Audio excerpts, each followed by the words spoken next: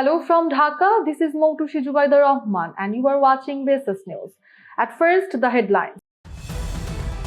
Former Snapchat CSO meets Professor Yunus, expresses interest in investing in Bangladesh. Khagrachhari present situation is satisfactory, says Home Adviser. UK reaffirms support for free, fair election in Bangladesh, says Sarah Cooke. NBR allows partial exporters to import raw materials duty-free. Trump to push Netanyahu on Gaza peace plan at White House. Now let's go for the details. Former Snapchat CSO meets Professor Yunus, expresses interest in investing in Bangladesh. Chief Advisor to the interim government of Bangladesh, Professor Dr. Muhammad Yunus, met Imran Khan, a prominent American investor of Bangladeshi origin. Khan expressed his interest in investing in Bangladesh. Imran Khan went to the United States at an early age to study and later earned fame as an investment banker focusing on technology companies. He is the chairman of the board at Aleph Holding and also the founder of Chief Executive Officer of Proem Asset. During the meeting, Professor Yunus invited him to invest in the country's fintech, healthcare and social business sectors. In response, Khan said he was inspired by Professor Yunus's lifelong mission to eradicate poverty and felt the timing was right to invest in his homeland. Khan, who played a key role in Alibaba's record-breaking IPO and also worked with Snapchat, said Bangladesh's regulatory environment has become more enabling since the interim government assumed office. He expressed enthusiasm about the rapid growth of fintech and called Bangladesh a frontier market with huge potential. Professor Yunus proposed that top American investors allocate 1% of their investments toward social business initiatives or funds. Khan welcomed the suggestion and expressed interest to support it. Khagrachhari present situation is satisfactory, says Home Adviser. Home Adviser Lieutenant General retired Muhammad Jahangir Alam Chowdhury said they are trying their best to ensure stability in Khagrachhari. He expressed hope that the situation will reach a satisfactory level.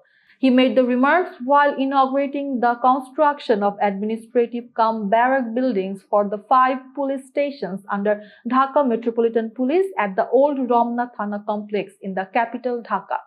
The Chittagong Hill Tract's advisor mentioned that he had already held meetings with the local leaders and law enforcement agencies to stabilize the situation. 3 people were killed and several others, including police and military personnel, were injured in the recent unrest.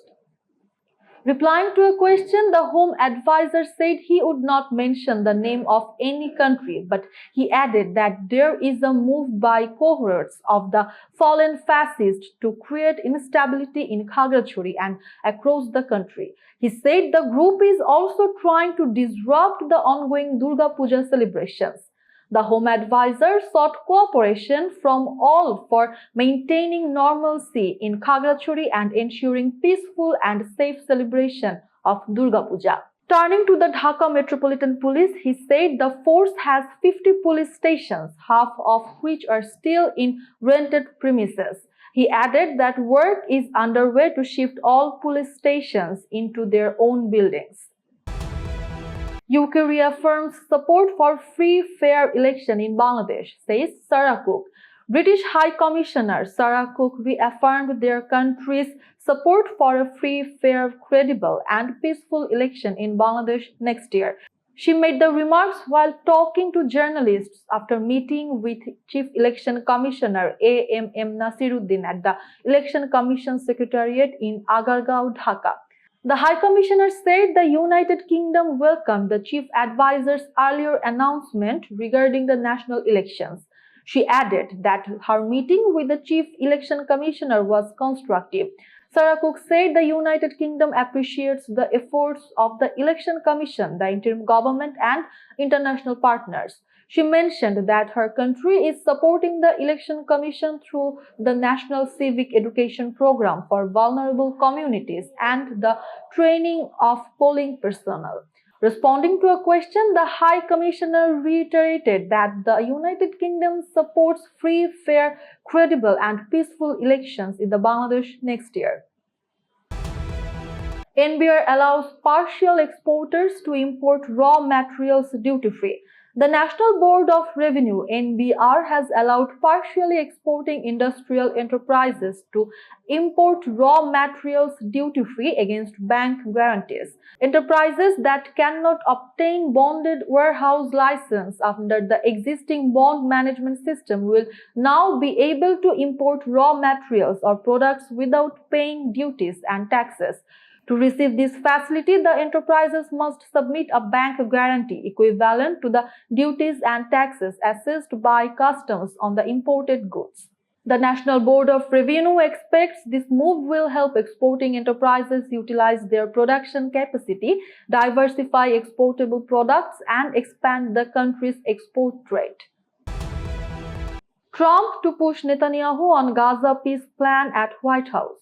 United States President Donald Trump will host Israeli Prime Minister Benjamin Netanyahu at the White House today for talks aimed at advancing a Gaza peace plan. Trump said a deal to end the nearly two-year war in Gaza, free hostages held by Hamas, and disarm the group is effectively done following recent discussions with Arab leaders. He expressed optimism that all parties are on board for a breakthrough. However, Netanyahu has shown little sign of compromise. In a recent United Nations address, he vowed to continue military operations against Hamas and opposed recognition of a Palestinian state by key Western nations. This will be Netanyahu's fourth visit to the White House since Trump returned to power. Analysts say the outcome depends on how much pressure Trump can apply to convince Netanyahu to agree to a deal. The leaders will hold a joint news conference at 1:15 p.m. US Eastern Time on Monday. The proposed US-led agreement includes Hamas disarmament, the release of hostages, and a ceasefire. Some reports suggest the possible creation of a Gaza International Transitional Authority supported by the United Nations and Gulf nations before eventual control is handed to a reformed Palestinian Authority. The war in Gaza began after Hamas's 7th October 2023 attack that killed 1,219 people. Israel's offensive has since killed more than 65,549 Palestinians, mostly civilians. That's all for now. For more information, visit bssnews.net. Thanks for watching.